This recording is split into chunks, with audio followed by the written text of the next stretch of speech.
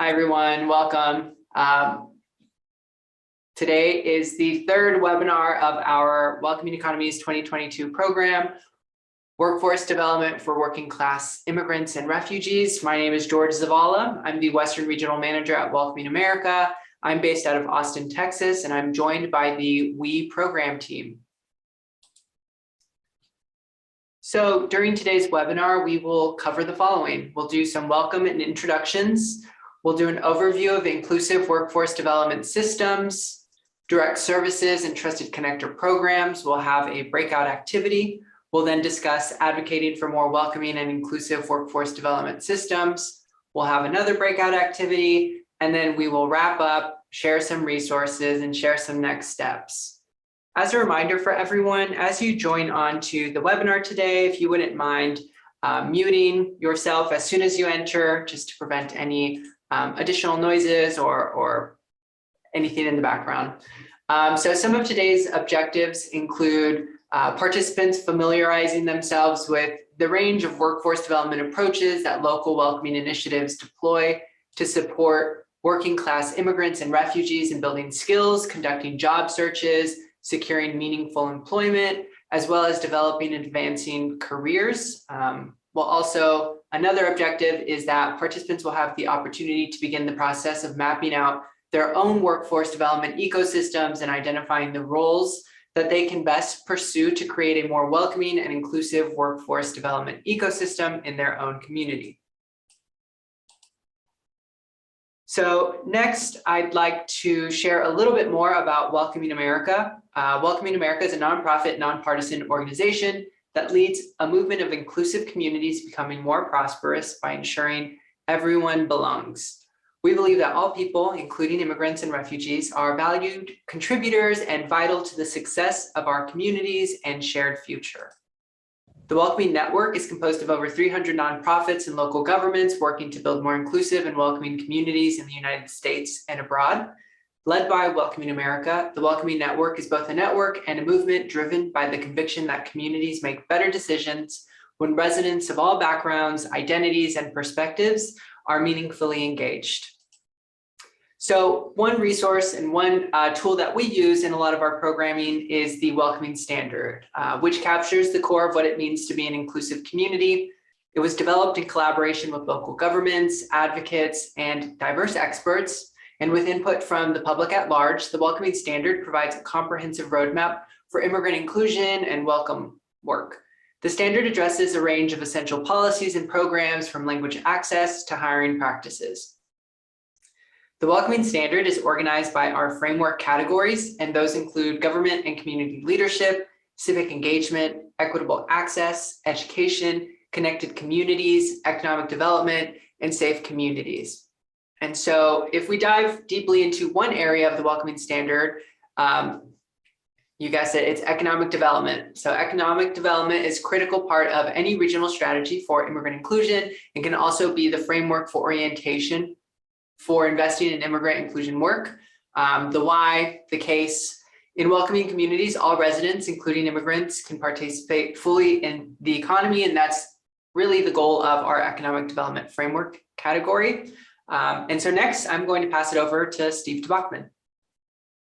Great. I'm Steve Tabachman. I'm the Executive Director of Global Detroit, and I've been working in partnership with Welcoming America for almost a decade now, helping to build out the Welcoming Economies programs and initiatives. Global Detroit is a regional economic development organization that works in Southeast Michigan to build a more inclusive economy by making sure that immigrants are included in the region's community and economic development strategies.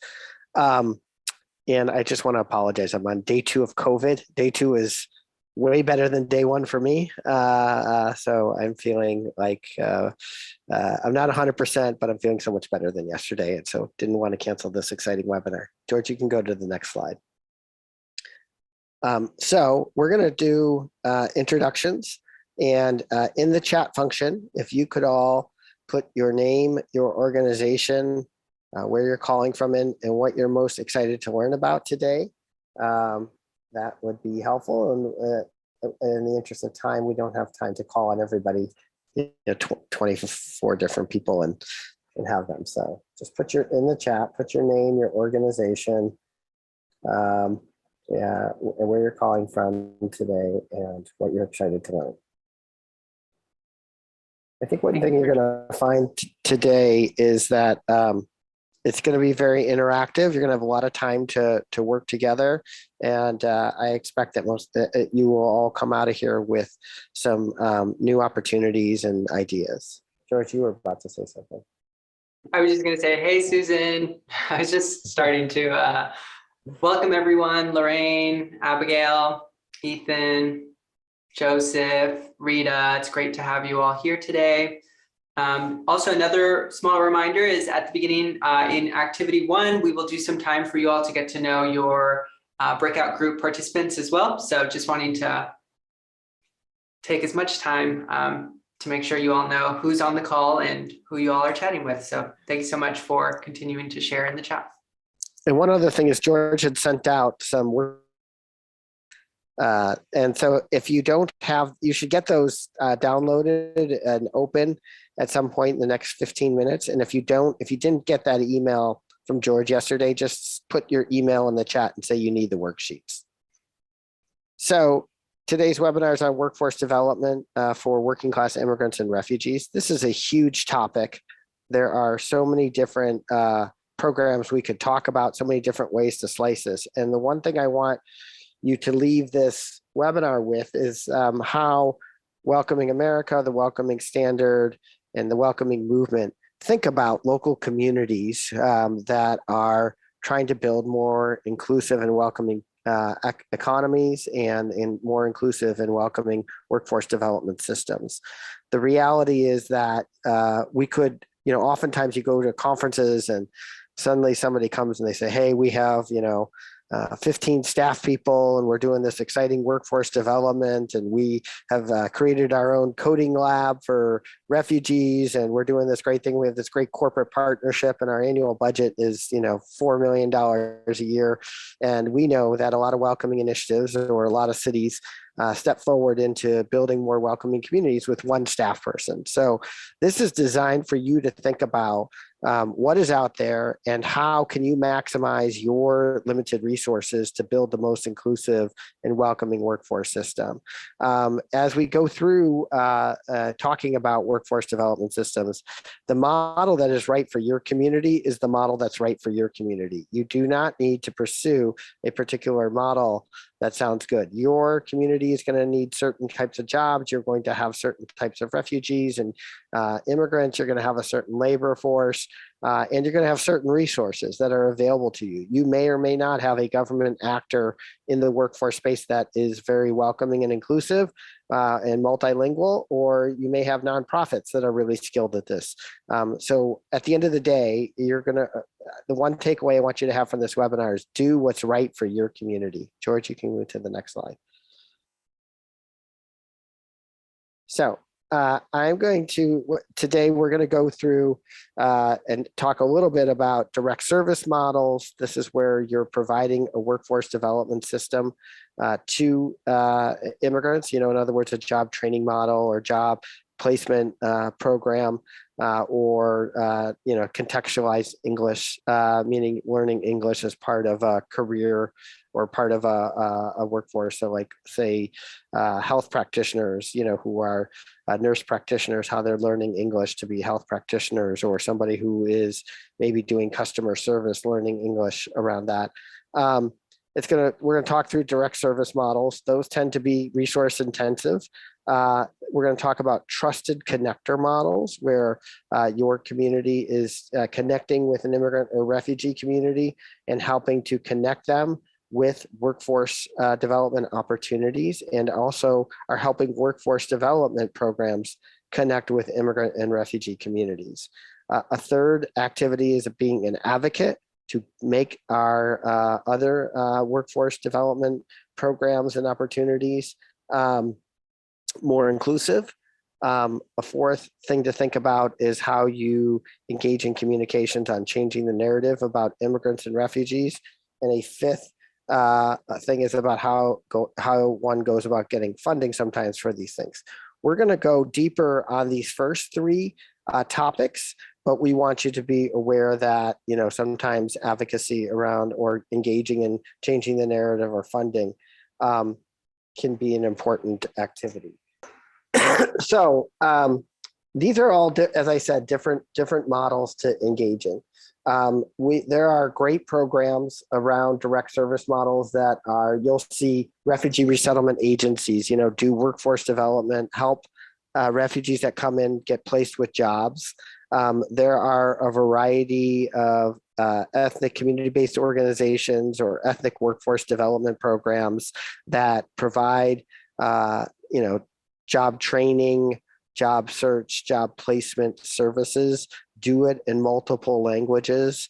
And then occasionally there are mainstream providers like your local workforce development agency that may have a variety of programs that sometimes they have language access, and they might even provide some of their services in additional languages to English.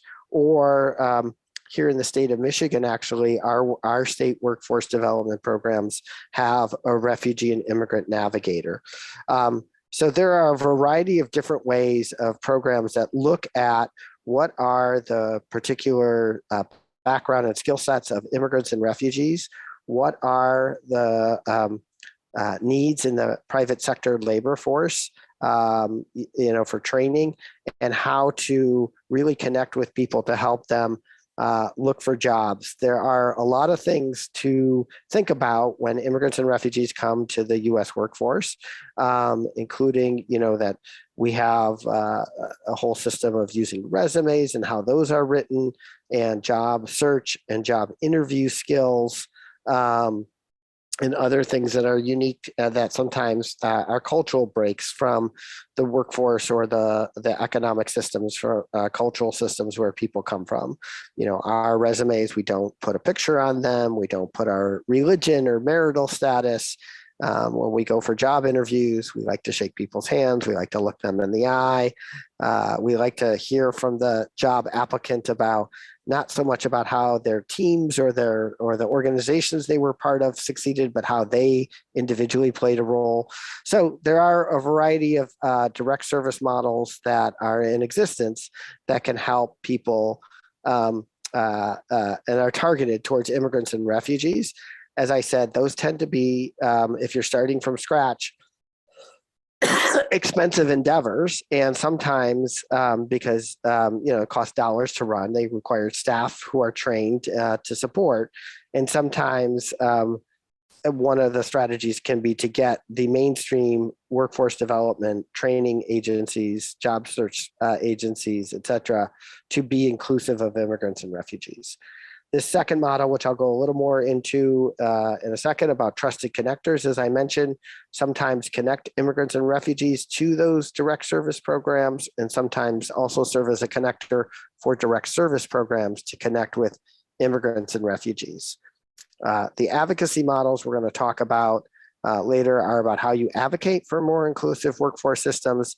And then finally, this fourth thing is the idea that you would engage in a communications campaign to help highlight the value that immigrants and refugees can pose for the local workforce system.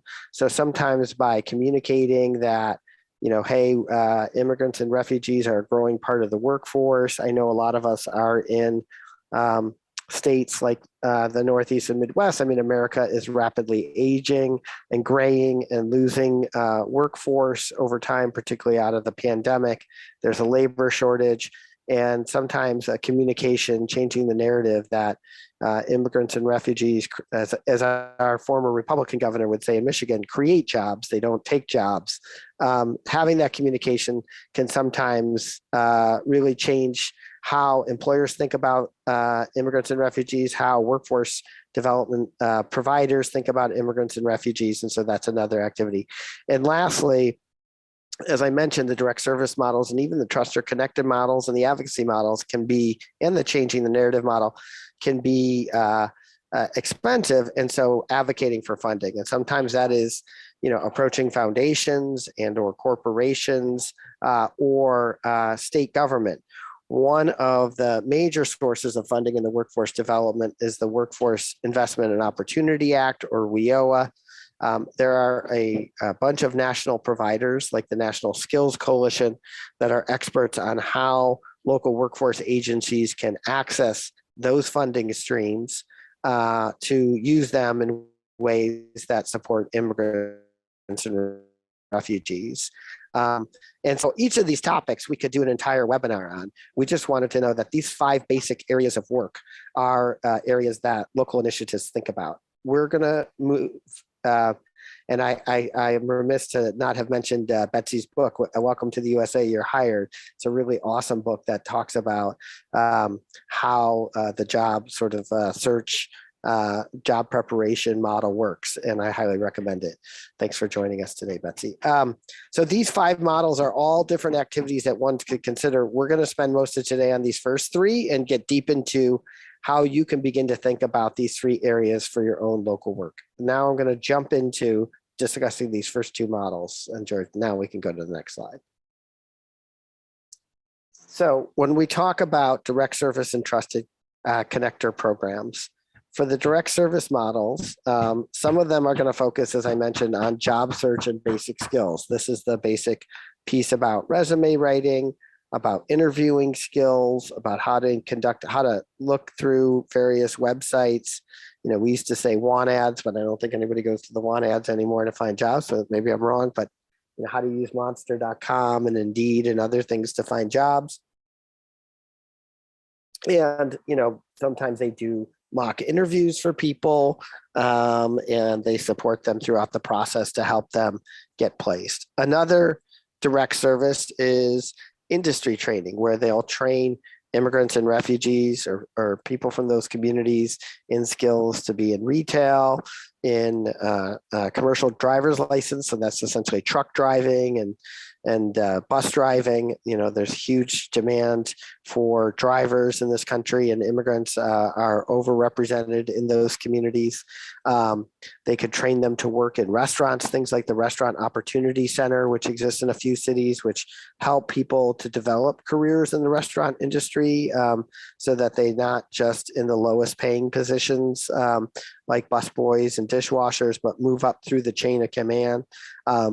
Childcare services is another one that the Office of Refugee Resettlement has funded, you know, training and support for childcare businesses.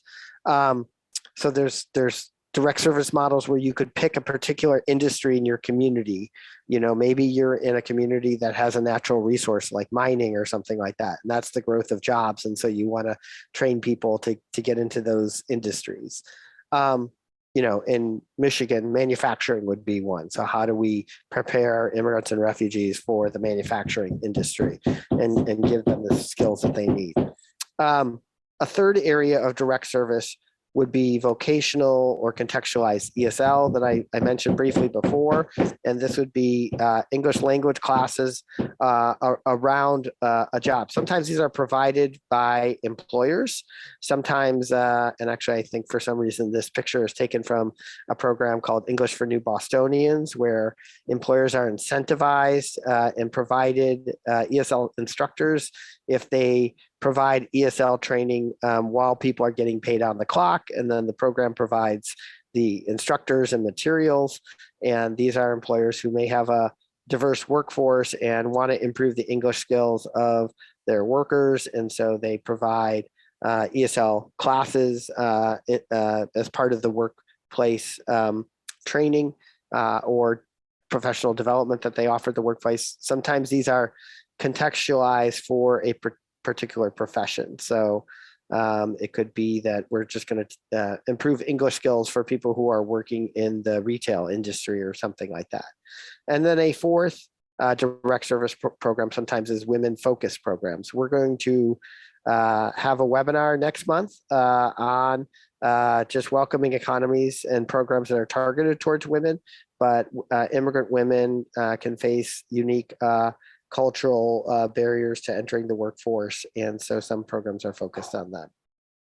As I mentioned, a second area of model is one that's usually less expensive, is a trusted connector model.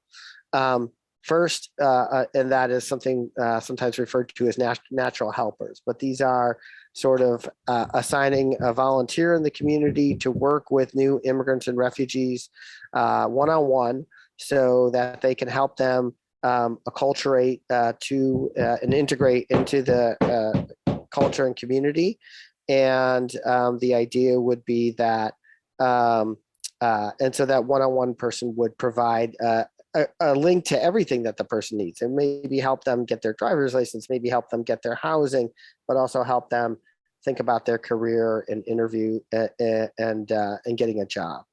A second one is bringing providers to immigrant and refugee communities. So maybe there is a workforce development program like here in Detroit. One of the things is there's been an Apple developer academy. It's the first one in the US, and it's a year-long program designed for low-income people who don't have a degree in computer science. These are people usually with just a high school degree.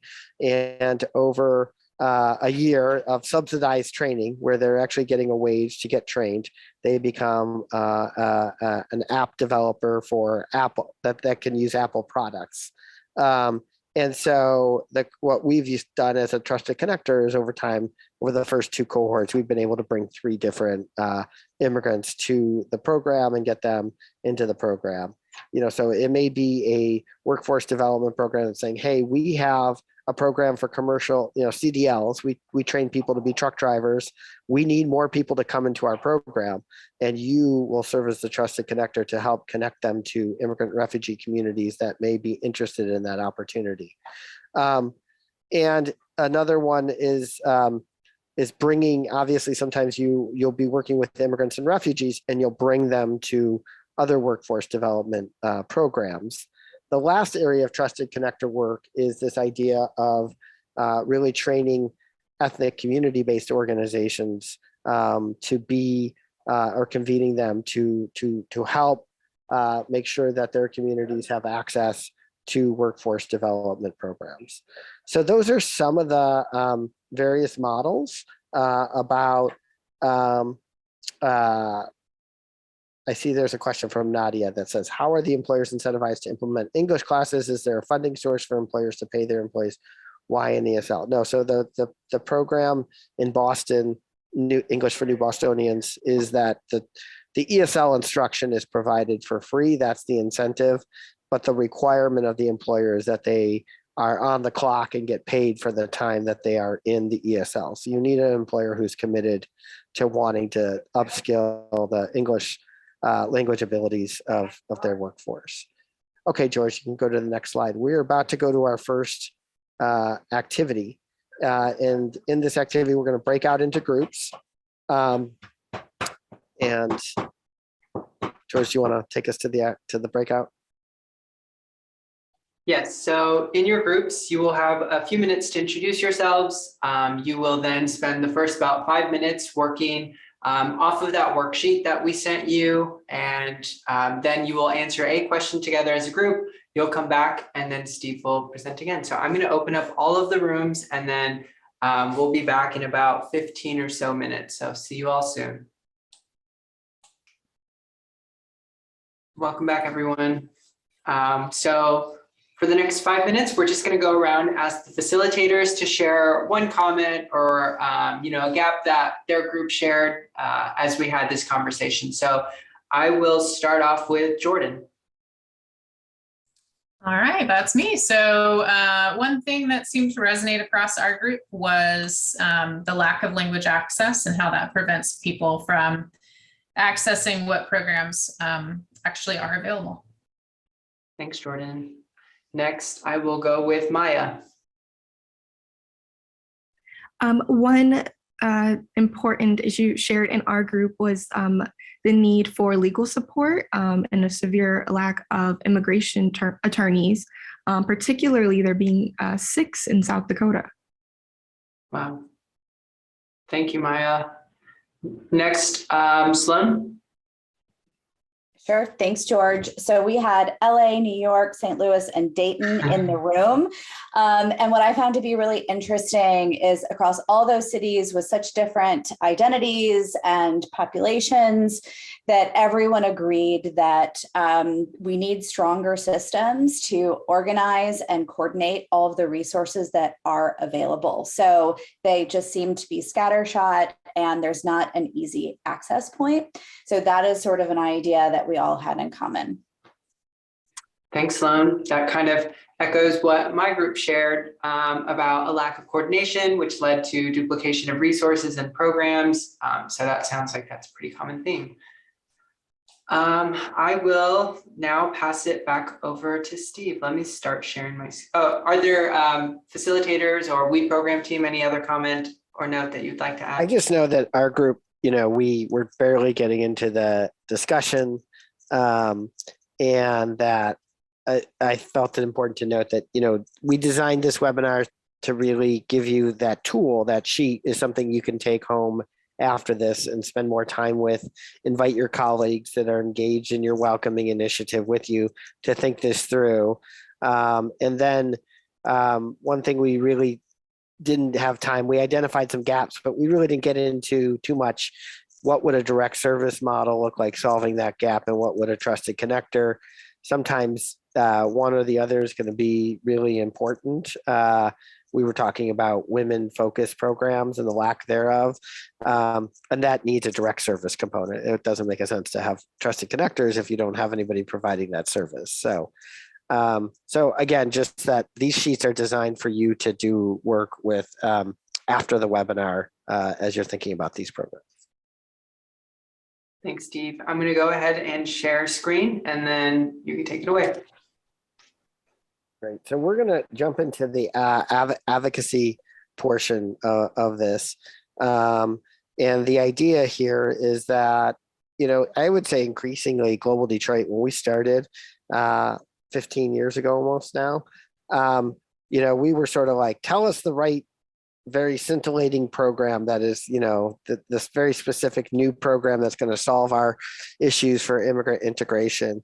And I think what we have found is that for the kind of impact that we want to have in a metro region of about 4.5 million people, some 450,000 of which are foreign born, right? So a very sizable immigrant community spread across 4 counties, that ultimately we need mainstream actors, be it in the public, private, and even in the nonprofit sector, to be inclusive if we want to build a truly welcoming community. That it wouldn't be enough for Global Detroit, which has grown all the way to, I think we're like 13 staff now. We're not going to on our own be able to build an inclusive workforce development system by, say, offering a program in one specific area. So advocacy has become very important to us to build more inclusive systems. When we talk about advocating in the public sector, you can see that there are, I've listed, 8 or 7 different areas here where folks could focus. So first of all, most states, or all states, I think, have workforce development boards and systems that use federal funding and allocate that federal funding through a state to localities. And there's workforce development boards and system. And as we mentioned, and you can see in the third bullet, use of the Force Investment Opportunity Act funding can be critical, but we want to meet with those folks to make sure that they're aware of immigrant communities, refugee communities. They might not know that those communities exist. We typically want to, present them with the facts on how this is an important community to contribute to the workforce needs. A second area in the public sector would be economic development agencies or Department of Labor agencies. So there might be an official workforce agency, and then there might be a separate economic development agency, either locally or on state. And then, as I mentioned, all of the agencies using WIOA funding, there are opportunities within that act to make sure that there's immigrant inclusion. Another model is to build a navigator program within a workforce development system. So how do we have in Michigan, we have a refugee and immigrant navigators. These are one individual per county, and these are just in, I think, the 6 counties or 7 counties with the largest immigrant and refugee populations, who are full-time employees in the local workforce development provider. And their goal is to really make sure that all the members of the team in that workforce agency understand how to work with refugees and immigrants and help them navigate. So they're on hand to kind of make their agency more inclusive. I imagine in some counties that looks like they get all the immigrant and refugee clients. And I imagine in other counties where there's larger immigrant refugee populations, they're working more on systems change within the workforce development agency to make sure the whole agency is inclusive. A very important growth in this area has been public sector hiring. So our state, in fact, just got a grant from World Education Services, Global Talent Bridge, West Global Talent Bridge, and there are a number of other communities that got grants on how the public sector can be more inclusive in its hiring. And so as you guys are developing local welcoming programs, you know, it's not enough just to have the workforce development systems be inclusive, but how are the hiring practices of your local municipality, your county, and your state governments? And, you know, not only is that, can that send a signal to the private sector and others on how to be inclusive, but those are jobs that really have a certain prestige in a lot of immigrant communities, that if you're to be hired by the government, it shows that the government is a very welcoming place. I will mention in those public sector hiring, it's, you know, not only looking at the kinds of questions that are asked on the questionnaire and making sure people are aware in the interview processes, et cetera, but it has to do a lot with marketing the positions. How are public sector positions marketed? Are they on some obscure website that they get posted and immigrants and refugees are not aware that those opportunities exist? And so that's where a real trusted connector role sometimes can make a big difference. Yes, you'd be advocating to the local unit of government to do more inclusive hiring, but they may say, hey, this is where we post our jobs, and we don't really spend money on Monster, Indeed, and market it. And so you need to make local organizations, immigrants and refugees aware. A sixth advocacy public sector. Ooh, sorry. Am I back? Did you lose me? Okay, I'm back. A sixth one is language access for programs and licensing exams. So, you know, we're talking about working class immigrants. So we're not talking about engineers and doctors and their licensing exams, but the commercial driver's license, barbers and beauticians. There are a number of working class professions that folks need to take an exam. And the question is, are those exams available in other languages? And then the last one is we had a member who was talking to us about how they work with local universities to research different career pathways, industry sectors, and the need for employment, and specifically identify what's available for immigrants and refugees, and what that labor force could be a good fit for. So sometimes university research can be a really important tool to getting public sector systems to be aware of the need to be more inclusive. Moving to the private sector, you know, ultimately a lot of the jobs are going to be in the private sector. So how do we get them to be more inclusive in their hiring? So I think St. Louis Mosaic has a guide to hiring immigrants and refugees. At least Toledo Lucas County claims that they've copied that and used that to some success. But you can create, and we also later on during the resources will show you some national guides about why to hire refugees. But you can create something that helps employers understand how to hire immigrants and refugees and provide that resource to them. You can meet with employers and explain the importance and the opportunity of hiring immigrants and refugees. Sometimes that's working with business partnerships, with chambers of commerce, with industry groups, and identifying like, hey, we there's this specific need in the labor force. Maybe it's the restaurant industry. Maybe it is manufacturing. Maybe it is whatever it is, truck driving, logistics, and then saying, all right, let's work together to create some goals together and work collaboratively on a longer term basis to solve an employment issue that creates opportunities for immigrants and refugees. A third advocacy tool in the private sector would be employer lists. So our Refugee Resettlement Collaborative recently identified 50 local employers who all pay at least $15 an hour and provide opportunities for career advancement and are open to hiring refugees. So you can create a list of employers that are open to hiring immigrants and refugees, and it's a great organizing tool to get people to sign up on, and also to provide to as a trusted connector to ethnic community-based organizations, refugee resettlement agencies, and to people individually, so that they can find employers who are open to them. And finally, you can work with the private sector, sometimes through efforts that engage the public sector, the nonprofit sector, the private sector to tackle a long-term employment need. And the third area advocacy would be in the nonprofit sector. So a lot of the workforce development agencies, our refugee resettlement agencies, our immigrant service agencies are nonprofits, as well as the community-based organizations. And as I mentioned, most of the workforce development happens through nonprofit agencies that have contracts with government units.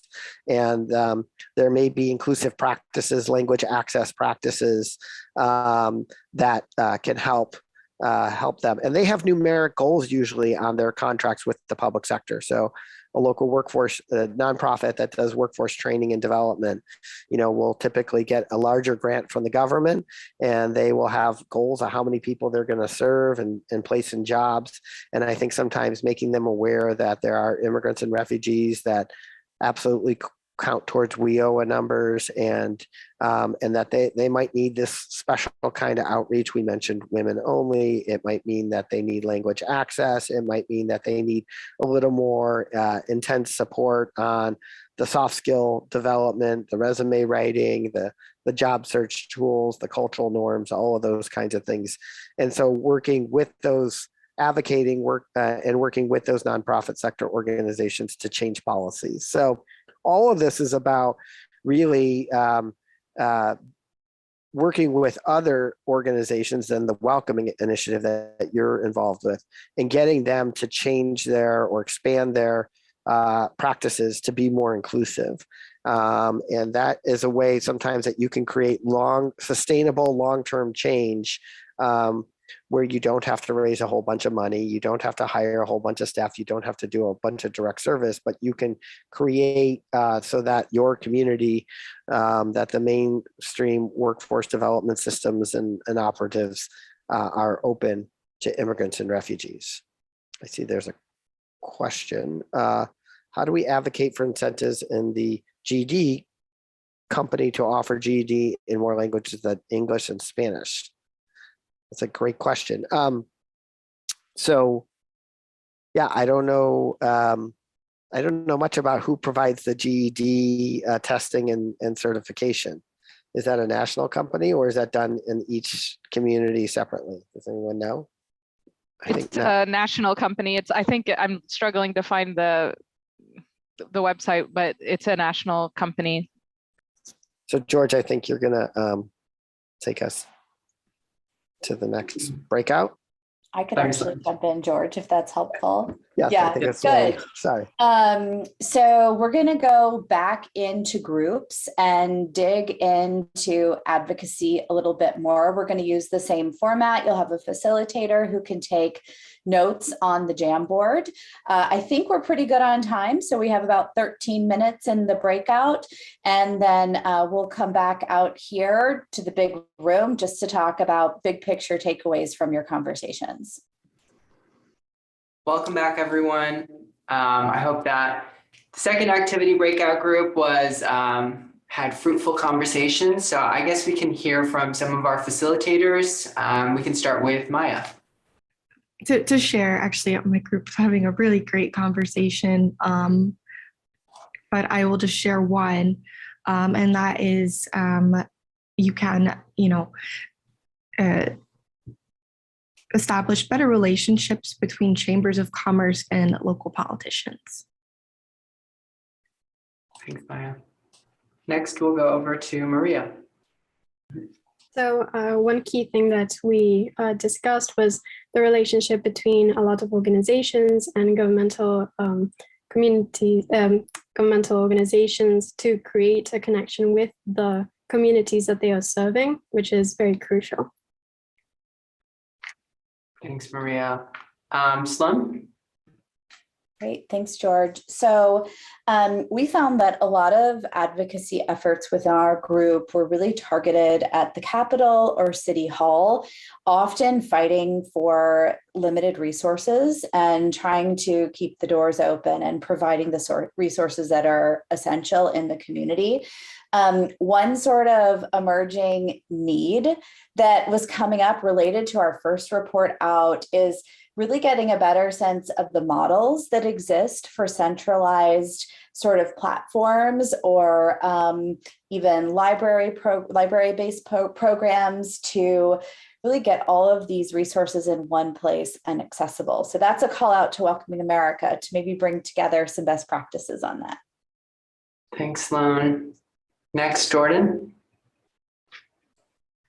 I'm having a hard time picking one thing, but somebody offered this, which was, I thought, interesting, is being a client-led organization, really trying to show demand and bring immigrants and refugees along to spaces where maybe they haven't been before, to show that, hey, this is a population too that your programs could serve. And I thought that that was an interesting approach. Thanks, Jordan. Our group talked about specifically in the influencing piece and how to influence some of the different actors in the different sectors is really focusing on the storytelling and humanizing potential candidates and really developing relationships with those community members to recognize their skill sets, what their passions and dreams are, and really how to make those the focal talking points as you know, they pursue employment with any of the different sectors that make up an ecosystem. So thank you all so much for these conversations. I'm going to share my screen and we will be reviewing some of the resources available to you all. So first, I'd like to make sure that you all know that almost all of the resources that we reference throughout any of these conversations and in previous and future webinars, they can be found on our resource library. And so you can find that on our website. I will ask somebody from the team to hopefully put that into the chat while I'm sharing some more resources. The next is you can find these three resources on that resource library webpage. So Bridging Language and Work, Career Pathway Programs and Equity, Career Pathway Programs and Equity Working Group, which is kind of a synopsis of a lot of the work that the working group that put together the Career Pathway Programs and Equity policy recommendations. It's kind of just a summary of a lot of their work. And then the last is an example of local guide to hiring immigrants. And so that is modeled on St. Louis Mosaic's guide from Toledo, which was referenced earlier.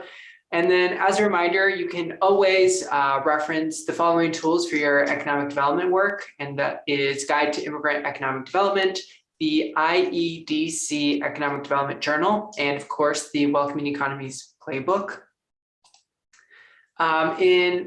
So like I mentioned earlier, you all are participating in our third webinar of the series. And so just as a reminder, August will be focusing on assistant immigrant women in economic inclusion. Our September webinar will be discussing skilled immigrant integration programs. October will be building immigrant inclusion in your region's small business ecosystem. In November, we'll cover models of immigrant small business support. And in December, to close out our Welcoming Economies webinar series, we'll be talking about financial empowerment programs for immigrants and refugees. And so we will be sharing a post-webinar survey with you all to get some feedback on how we can improve the delivery, the format, the content of these webinars so that you all, so that we're programming to best fit your needs. And if you have any questions, feel free to keep in touch with any of us. All of our emails are available online, and we will be following up with you all with all of the materials, the slides, the recording, and the worksheet as well. So that's it from us. Thank you so much, everyone, for joining us today.